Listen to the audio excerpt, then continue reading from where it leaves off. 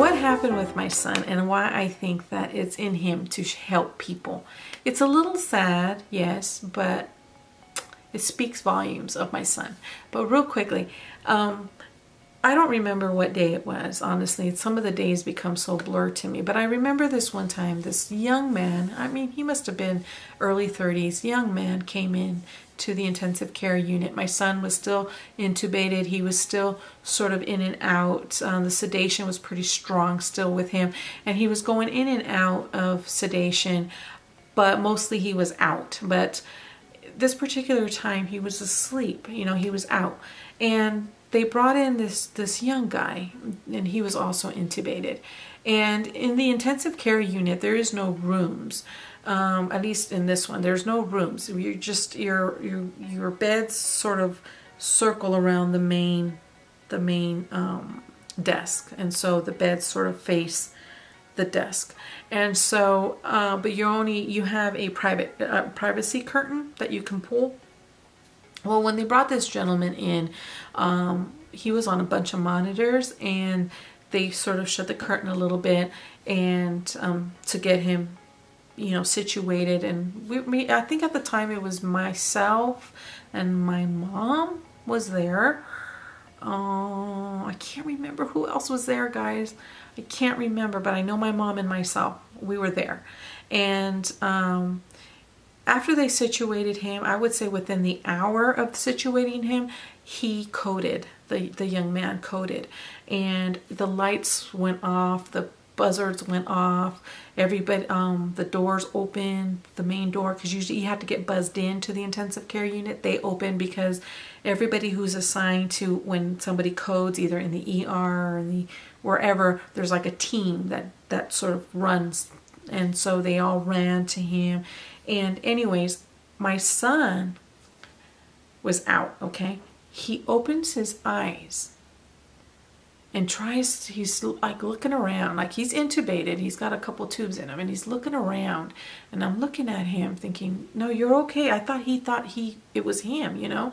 And I'm like, you're okay, sweetheart, you're okay. Well, I don't know, and he doesn't remember this, by the way. He has no clue, he just cannot remember.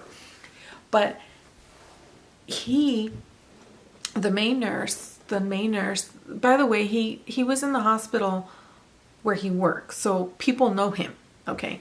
So they half closed the curtain so we couldn't see the gentleman, right? But my son and I could, from the angle of the bed, could see the main desk, half of it, and the crash cart, okay? Well, the main nurse went to go get the crash cart, and she couldn't pull it out. She was having trouble. Well, my son, he starts going like this to his hands, right? And I'm looking at him thinking, what is he doing? Well, he's doing this. And then all of a sudden he starts doing these compressions, like in the air, like these compressions. And I was like, honey, no, you don't need to do that. You're not, they got him. They're taking care of him. All the team is there. And he was just like moving my hands out of the way, because he wanted to do these compressions. And at some point I kind of let him do it because I didn't want to agitate him, you know? Well, he happened to glance over at the nurse who was having trouble with the crash cart. Well, my son wanted me to move the curtain over, and I said, no, I can't move the curtain. You cannot go. And he kept doing this, like he kept and his eyes were like demanding for me to move the curtain. And I said, no. And I explained to him that he is the patient and he needs to sit there. Well, the nurse who was struggling, who knows my son, yelled at my son, and she was like, Aaron, no, be a good patient for me. You don't move. You just stay right there. And she wasn't being mean, but she was being a little flip with him, like a little joking with him, but you could see the seriousness in her trying to get this crash cart out. And I told her, I got him, don't worry about him. He's not going to be pulling no tubes or anything. She says, Aaron, listen to your mom, and things like that. Well, she finally realized that the cord was plugged, it was plugged in. And when she unplugged it, she had actually unplugged the wrong thing. And so she finally realized she had it plugged, so she was able to then take the crash cart. Well, my son, he kept trying to do these compressions, and I thought, okay. So then he finally went like this, which means he wanted to write things down, because at that point when he would come to, he would write. He was able to write, even though it was hard to understand because he wasn't able to hold the pencil. But he said something about, and I have all his paperwork right here. I saved every single thing he wrote on those papers. But he said something like, don't use, like, no crash cart, no crash. He wanted them to continue compressions. They haven't done the crash, honey.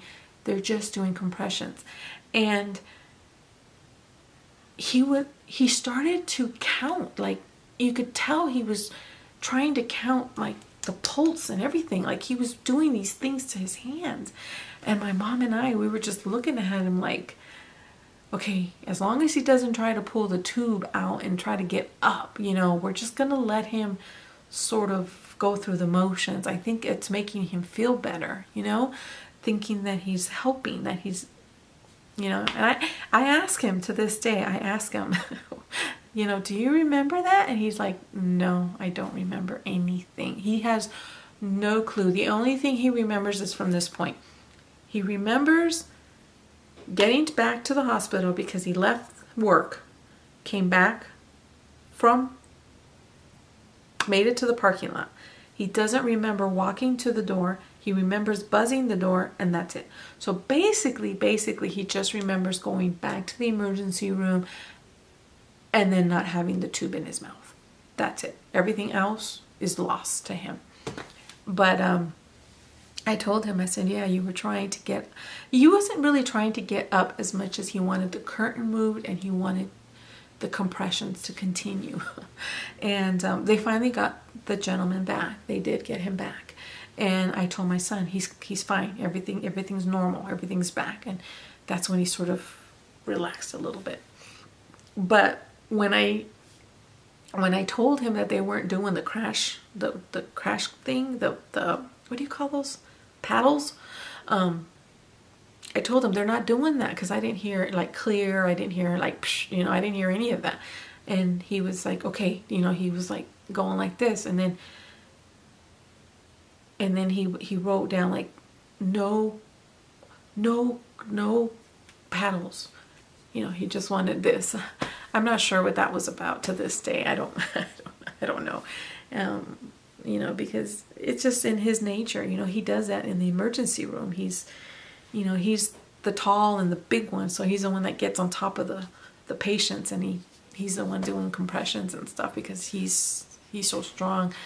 But yeah, and in fact, that's when we talk about that story, when he had the ventilator out, when he had the intubation out and he was talking and he was, everything was good. And they would come visit him and his co-workers would come and we would talk about that story, and they're like, yeah, we need you back in the emergency room. You're our tough one. You're the one that does all the compressions for us because he's so strong. It's always been in him to help people. And I don't know if I told this in the other video, but he actually wanted to work for CAL FIRE. Unfortunately, because of his asthma, he hasn't been able to. He won't be able to do that career.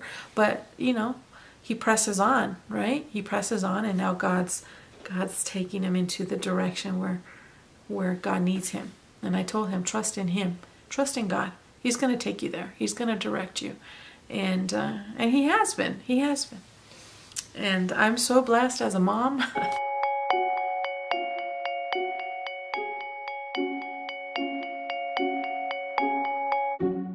Okay, my friends, that is it. That was my story time. I hope that, it was inspiring a little bit. And I kind of want to document that story time. So my son, when we tell him this story, my mom, because like I said, my mom and somebody else was there, and I can't even remember who. I don't think it was my husband. Maybe it was just my mom.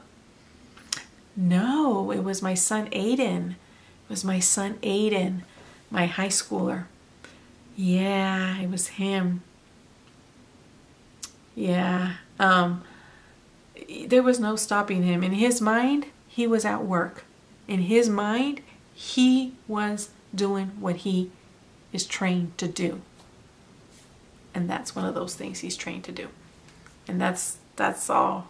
And I let him do it.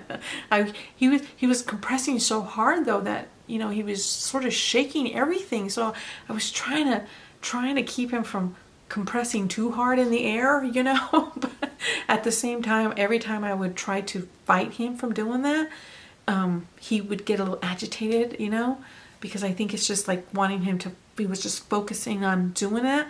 And then in fact, he actually calmed down when he heard the all the sirens and things that were going off, because some of the lights were flickering off and on and things like that, and everything, the beeping was normal. He himself even stopped, and you know, of course I confirmed it for him that everything's fine now. Yeah, unfortunately the gentleman did pass away, but they knew he was going to pass. They were just trying to wait for his family to show up. And he actually ended up passing the day my son was moved to a regular room. He ended up passing then.